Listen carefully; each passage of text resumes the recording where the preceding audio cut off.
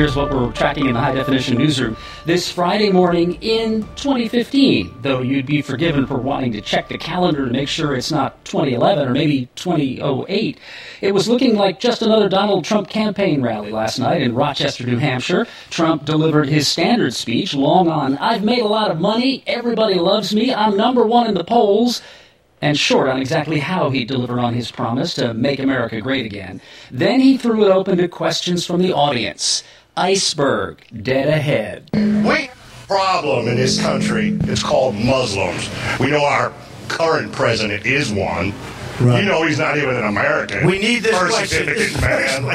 But anyway, we have training camps growing where they want to kill us. Mm-hmm. That's my question. When can we get rid of it? We're going to be looking at a lot of different things. And, you know, a lot of people are saying that, and a lot of people are saying that bad things are happening out there. We're going to be looking at that and plenty of other things. No pushback from Trump. No gentle correction of the birther from another planet. And Trump never acknowledged that the questioner was spouting nonsense. Trump's campaign later put out a statement saying Trump did not hear the part of the man's question in which he claimed President Obama was a Muslim, not born in the U.S. Trump himself later issued his own statement. It's read, quoting now, "The media wants to make this issue about Obama. The bigger issue is that Obama is waging a war against Christians in this country. Christians need support in this country. Their religious liberty is at stake." Other candidates not buying it. Fellow Republican Chris Christie said on NBC's Today this morning he would not have let a questioner get away with what Trump did. Democrat Hillary Clinton tweeted that Trump not denouncing false statements about POTUS and hateful rhetoric about Muslims is disturbing and just plain wrong. Cut it out.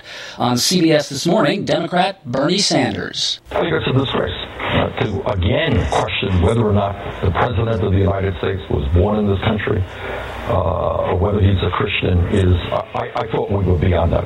It's an outrage. And we all remember Trump was one of the leaders of this effort a year ago. I thought maybe he had learned something from that.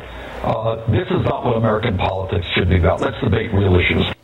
As Sanders says, that Trump's audiences include birthers, those who continue to believe that President Obama was born outside the U.S., or that he's not a citizen, or that he's a Muslim, or that he's a member of a secret cabal sworn to destroy America.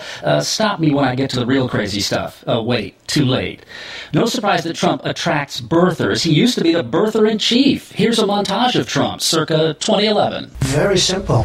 I have people looking into it. I'm starting to think that he was not born here. There's a lot of people question it. I certainly question it. I have seen fraud, and I have seen scandal, and I have seen things a lot of people don't see. But many people do not think it was authentic. His mother was not in the hospital. There's something on that birth certificate that he doesn't know. So perhaps he was born in this country. That has a very big chance. I don't make up anything. Let me tell you something. I have done a great service to the American people. It seems like a million years ago, but this has been going on since Obama became the Democratic frontrunner in the 2008 campaign for president. In that race, the Republican opponent was Arizona Senator John McCain, who on more than one occasion dealt with the tinfoil hat brigade this way. I can't trust Obama. I have read about him, and he's an Arab. He is not. No, man. He's a decent family man, citizen that I just happen to have disagreements with on fundamental issues, and that's what this campaign is all about. He's not. Thank you. Yes. You know who might be breathing a sigh of relief that this controversy has obliterated almost everything else in the news cycle for the past 18 hours? Carly Fiorina. The Trump story has shifted the spotlight off of what had been growing criticism of one of her signature moments during the Republican debate this week in Simi Valley. Here's that moment, Fiorina calling on Congress to end federal funding for Planned Parenthood because of some undercover videos circulated by a right-wing organization, videos that definitely do not show what Fiorina said they show.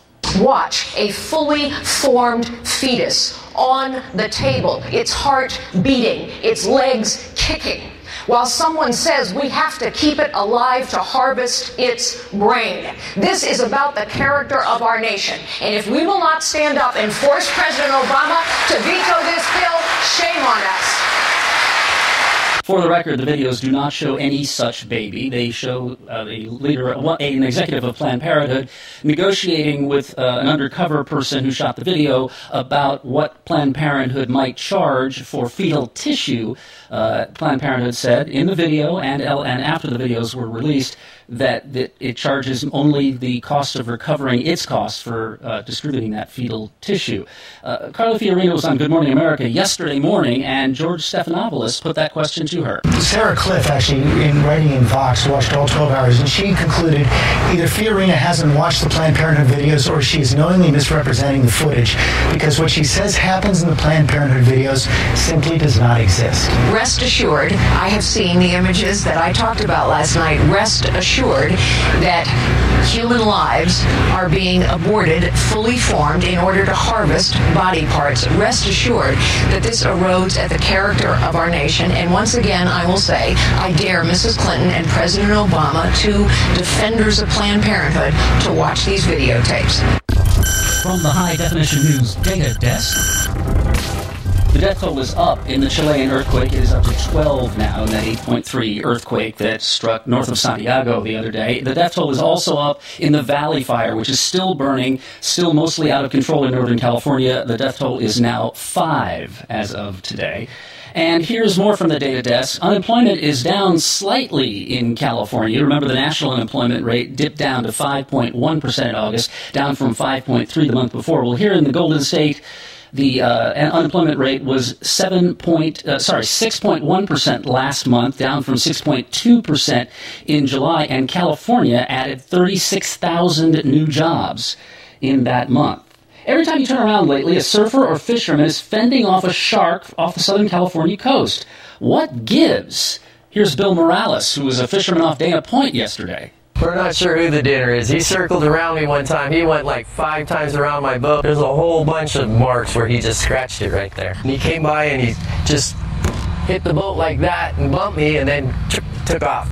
It wasn't a great white. It's not Jaws happening out there. It was a hammerhead shark, and there have been sightings of hammerhead sharks all the way from Santa Barbara down to the tip of Dana Point. And Cal State Long Beach's resident shark expert, Professor Chris Lowe, who runs the Shark Lab at Cal State Long Beach, says, you know who to blame for this. It's Bruce Lee, or as you know him, El Nino. It's a different ocean. It's a warm ocean. It's a tropical ocean. So when we have an El Nino, or like a strong El Nino like we're having now, it brings in a completely different cast of characters, a tropical cast.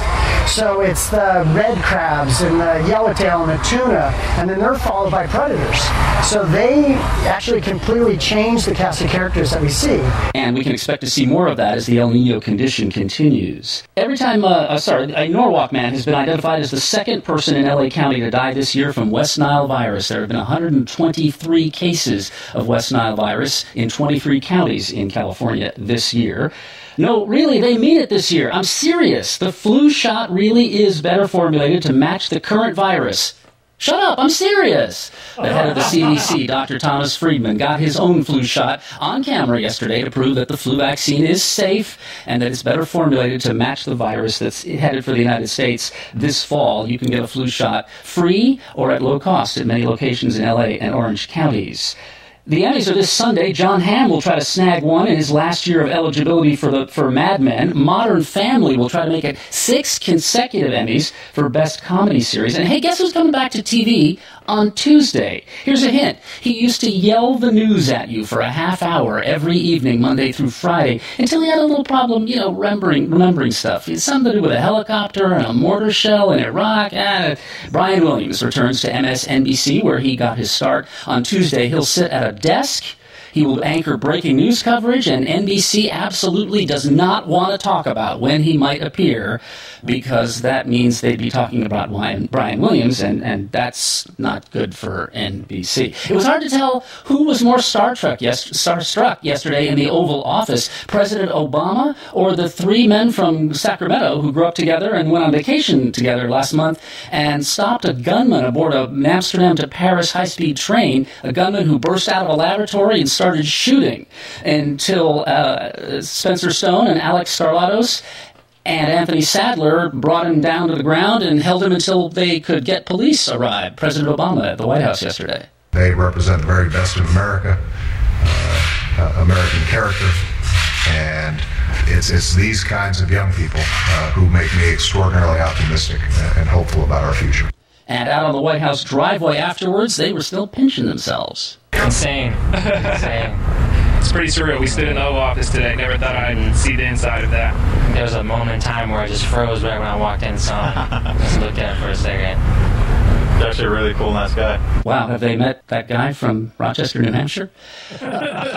In Louisville, Kentucky yesterday, at the University of Louisville, they gave an award to an athlete who has become legendary, and the cheers were loud and long.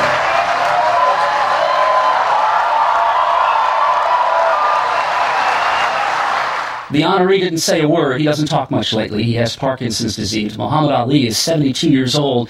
He was given an award by the University of Louisville, and Tim Sullivan, who's a sports columnist for the Louisville Courier-Journal, says it was a bittersweet occasion. The spirit of the occasion was a celebration of the entirety of his life, not just his boxing career, his example, his inspiration, his position on opposing the Vietnam War, his fight for poverty and racial improvement in this country. He's Louisville's most famous son, probably its favorite son. It was, in some ways, kind of a sad occasion because Ali was so frail. Those of us who haven't seen him in a number of years, it was a little unsettling, but to know that he's beloved in his hometown and to see the turnout for him today, I think was really inspiring. Ali's first appearance in public in 9 months. Still the greatest. Now you know what we know. I'm Jeff Kaufman, High Definition News.